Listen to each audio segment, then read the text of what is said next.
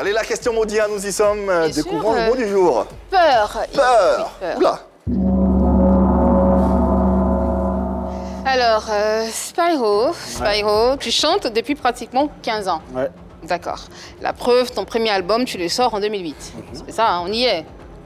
Tu continues, pardon, d'ailleurs, de sortir des œuvres et de collaborer avec d'autres chanteurs. Mais le constat que nous faisons, Oui. Spyro, constat que je fais aussi, c'est que les chanteurs et toi, les chanteurs reggae et toi de ta génération, vous donnez l'impression d'avoir peur d'affronter le palais de la culture. Pourquoi cette phobie de cette salle? Non, c'est pas une question de peur. Parce que si c'est la scène, on la maîtrise. Mais on n'est pas des promoteurs de spectacle. Chacun fait son boulot, comme je l'ai dit. Et nous tous, on a envie d'affronter la scène, du palais de la culture. Mais aujourd'hui, les conditions ne nous permettent pas de pouvoir jouer au palais de la culture. Pas parce qu'on n'a pas envie de jouer au palais de la culture. Moi, mon rêve, c'est de le jouer et de jouer au palais de la culture. La 1500 places, c'est la même capacité d'accueil que le Bataclan ou n'importe qui joue pas en France là-bas, ou le Casino de France et autres. Bon. Donc moi, si je joue à la 1600 places, j'aurais réussi le même pari. Mais moi, c'est une question de construction. Quand tu sens le besoin, ou tu sens que c'est le moment d'affronter la scène, tu le fais. Mais je ne suis pas le gars qui fait comme. Pas parce que lui, là, il a tenté que je vais partir. Il y a plein d'artistes comme ça qui ont fait ça et qui ont échoué. Qui ont voulu forcément affronter la 4000 scène, la 4000 places, et qui ont échoué. Et quand tu te sens prêt, pas parce que je ne suis pas prêt, côté prestation, côté scénique, ça, je n'ai aucun souci avec. Mais il faut souvent prendre le temps de pouvoir mieux se construire. Et puis quand tu sens le moment d'affronter la scène, tu le fais. Mais comme je l'ai dit, je travaille dans des conditions qui ne me conviennent pas. Parce que je ne travaille pas avec un staff. Et donc ça déjà, c'est un handicap pour moi. Mais quand j'ai un staff, tout ça, c'est des trucs qui se préparent. Et ce n'est pas le public qui manque. Mais c'est juste une question de construction. Mais au fur et à mesure, comme je dis là, plus on avance, plus il y a de l'expérience, plus on essaie de se construire. Et le moment va venir. Tu parlais de quelles conditions? D'avoir un staff, c'est ça? C'est juste ça, c'est ça qui te manque Oui, en ça, fait. ça, c'est la base. Si tu n'as pas un staff efficace, peu importe ton talent, tu ne pourras pas évoluer. Sauf le facteur chance qui va faire, et puis boum, ça décolle. Mais Spyro, tu participes à des spectacles, tu chantes, tu côtoies des grands chanteurs ici en Côte d'Ivoire, Oui. tu es connu, tu travailles, tu fais des prestations, tu chantes bien sûr dans des bars, dans des espaces ouverts de reggae. Oui.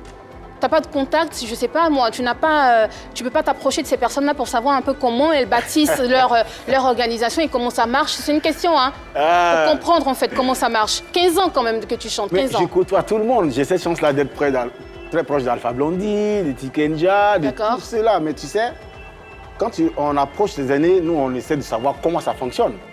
Mais ce n'est pas les mêmes époques. Tu comprends? Et puis, ce n'est pas les mêmes conditions. Aujourd'hui, en Europe, pas comme avant. Avant, tu vois, les festivals étaient subventionnés. Et donc, il y avait des budgets pour pouvoir faire venir des artistes. Aujourd'hui, avec la crise économique, c'est compliqué. Donc, même quand il y a un artiste ici, même si Alpha même tu fais partie, c'est compliqué. Parce que ça demande d'autres budgets, ça demande beaucoup de conditions. Mais nous, on essaie chaque fois de les approcher pour qu'ils nous orientent, en fait. Mais aujourd'hui, c'est un peu difficile. Ça, il faut le dire. Même en Europe, aujourd'hui, si tu n'es pas sur place, ce n'est pas évident qu'aujourd'hui, on te paye un billet d'avion avec toutes les conditions pour partir jouer là-bas. Ils préfèrent prendre un band sur place.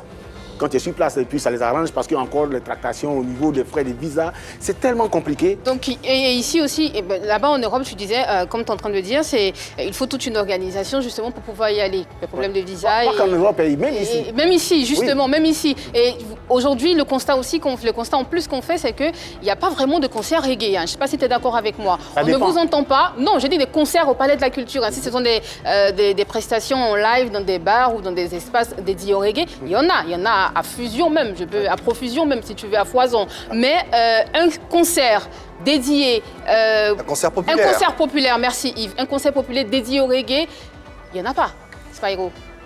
C'est clair que ça dépend Comment pas tu de nous. expliques cela? Ça ne dépend pas de nous. Je crois qu'il y a un gros souci aujourd'hui au niveau du système même. Tu vois, non?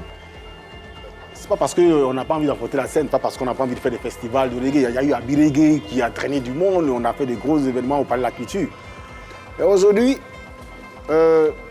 ils ont mis plus ils ont décidé de faire plus la promotion de la distraction que de l'éducation. Moi, je fais une musique. Qu'est-ce que tu appelles distraction? Oui, tout ce qui est dansant, tout et tout. Moi, je fais une musique d'éducation, d'élévation, qui s'appelle reggae music. Et donc, ça ne peut pas avoir... Tout ce qui est dansant, c'est pas de l'éducation? Non, je suis désolé.